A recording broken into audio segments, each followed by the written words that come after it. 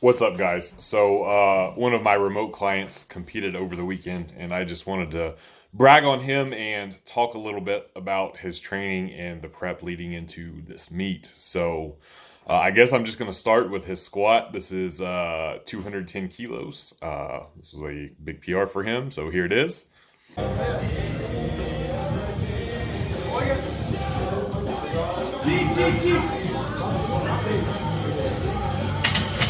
Das war sehr easy.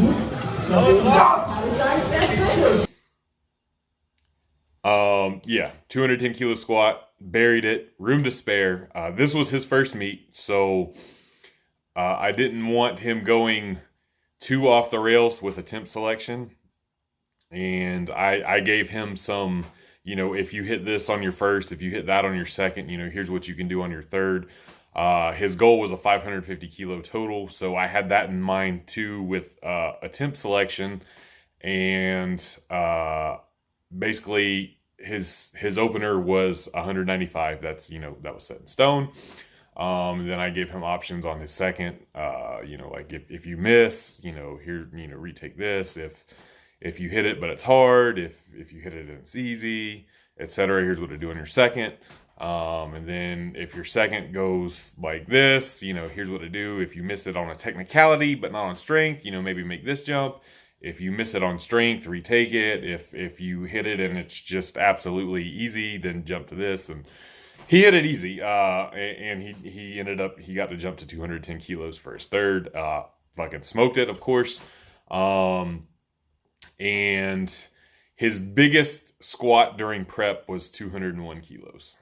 So this just goes to show, like, you don't have to do these special overload techniques. Not that they aren't viable, because they can certainly be. I've used them on myself, but it's not necessary. Like, you don't have to do those going into a meet. You don't have to let your body know what it feels like and these things. It's not 100% necessary. So that's 9 kilos more than he hit in training leading up to this. So it was a 9 kilo all-time PR. And his PR when he first started with me was 180 kilos.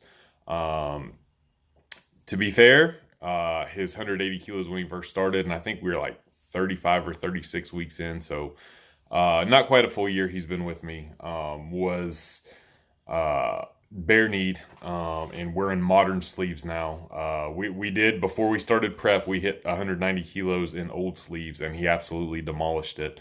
So there's no doubt in my mind we were on our way to 200 kilos anyway, even with the old style sleeves. But he wanted to compete, and he asked about getting the new modern style sleeves, and they certainly do add weight to your squats. The old sleeves, if you got 5 or 10 pounds out of them, by sizing them way down, good job. Well played. I never got anything out of the old sleeves. These modern style sleeves, 20 pounds plus is there to be had with them. So it's not all me, like, oh, I put 30 kilos on his squat in under a year. The sleeves certainly helped. So don't let me get too far ahead of myself there. But Tobias has worked hard and done well, and listened and executed and followed the plan perfectly. So moving on to his bench press.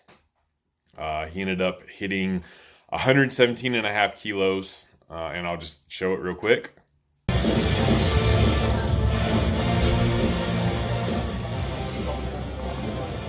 Stop. Break. Tipo. Aber super leicht. And there it is, again, room to spare. And this is close grip for him. We had to call an audible a little while back. He was having some biceps issues, and close grip didn't aggravate his biceps. So, we made that call to go to a close grip leading up to this.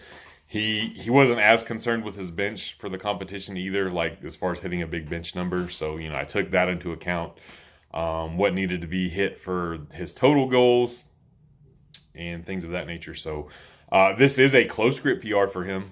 So we'll take that with us. And his all-time PR is 120 kilos. 120 kilos was there. I did not put that down as an attempt for him or even a possibility, because we were building that total. 117.5 was the highest number I had for him in any of the what if scenarios. with what he had already hit on squats in order to build towards that total and make sure he didn't have to deadlift a house.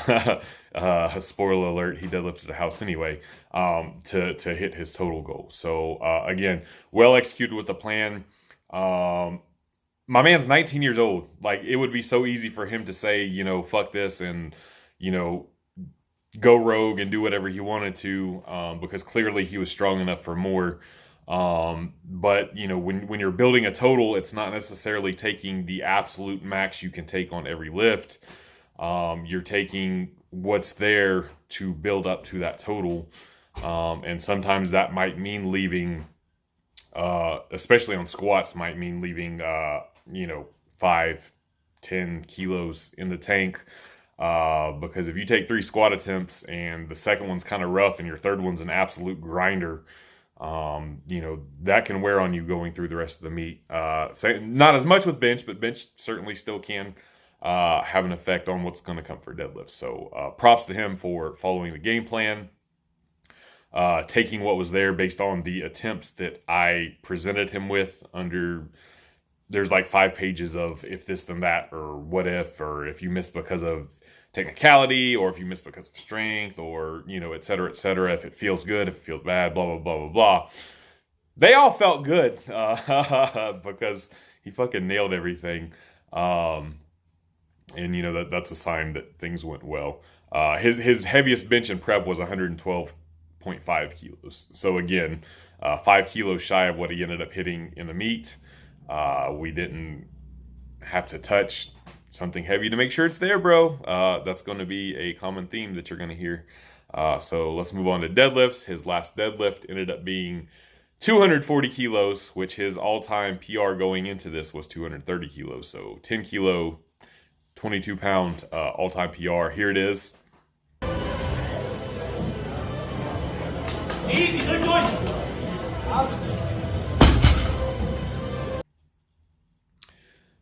And again, probably had a couple more kilos in there to be had. And, you know, this was an IPF affiliate. This is all on stiff bar and everything, and IPF judges. He went 9 for 9. So on his deadlifts, you know, his opener was 220. And then going into it, he only needed 222 and a half at this point. I did not put 222 and a half for his second attempt if he had hit everything here, unless his first was just absolute suck fest, which I knew it wasn't going to be. So his second, I told him just to jump to 227 and a half to get that 500 pound deadlift in competition. And that was the heaviest lift that he had hit in this prep, was 227 and a half kilos. So again, you know, that's another 12 and a half kilos above anything he hit in this prep. And now he had hit 230 previously. That was before we started prep. That was his all-time PR. And, you know, back to my redundancy, you don't have to hit something necessarily close to what you intend to hit. If you are a highly competitive powerlifter and that's your main goal, like your big attempts, your YOLO attempts should be reserved for the platform.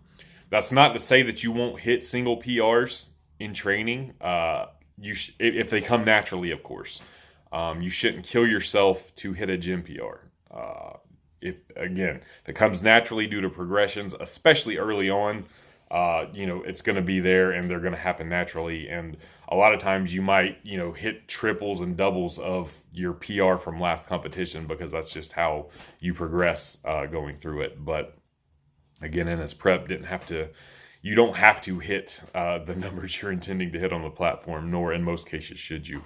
There's certain programming and certain coaching that may have you do that, and that's fine. Again, there's a whole lot of methods to the madness to get results, but again, not super necessary. So it's kind of what we did here. His 240 kilo attempt was 100% his call. I told him, should he nail down his second deadlift attempt and secure his 550 kilo total, to take a YOLO third, whatever he wanted to, however he was feeling. And he made a great choice himself. There might have been 242 and a half. There might have been 245. Awfully tempting to call a 250 number, but he made a good call. To end up going 9 for 9 to secure an even bigger total. His first meet, I know as you go on, going 9 for 9 isn't necessarily a goal in mind more so than the total. However, generally speaking, if you go 9 for 9, you're going to have a bigger total because you didn't miss any attempts. It's funny how that works. But he did well. I think he ended up finishing second overall in his weight class. He was a 105 kilo junior. He weighed a few kilos under 105. But it was his first meet. He nailed down his goal, that 550 kilo total. He fucking obliterated it, going 9 for 9 with room to spare. Couldn't be more proud of him. Like I said, we've been working with each other for a little under a year. He has been a great athlete. He is my first client since I got back into coaching. Couldn't have been a better fit. Couldn't ask for a better client. He asks really good questions. If I tell him to do something, he will ask me why we're doing something. He will make suggestions. He will say, hey, this kind of feels good to me, or this kind of feels bad to me, or can we try this? And, you know, if we're way in an off season away from a competition, that's certainly not a big deal. If I think he's weak in a particular area, of course, I'm going to say, no, I really need you to be rigid here and stick to this. This is what we're going to do. And he, you know, there's a lot of good conversation back and forth between us as athlete and coach, which is how it should be. If your coach will not answer your questions, probably get another coach. Like I said, there is a time and a place for a coach to be extremely rigid and just say, hey, no, fuck you. This is what we're doing right now. But communication is key. Programming is not hard. There's a bunch of different ways to get strong and progressively overload. But learning how to communicate with others and being able to effectively communicate, in my opinion, is the most underrated part of having a coach-client, coach-athlete relationship and getting the most out of each other. As an athlete, getting the most out of your coach, and as a coach, getting the most out of your athlete. So that's it. Congratulations, Tobias. You're a powerlifter now, dude. Peace.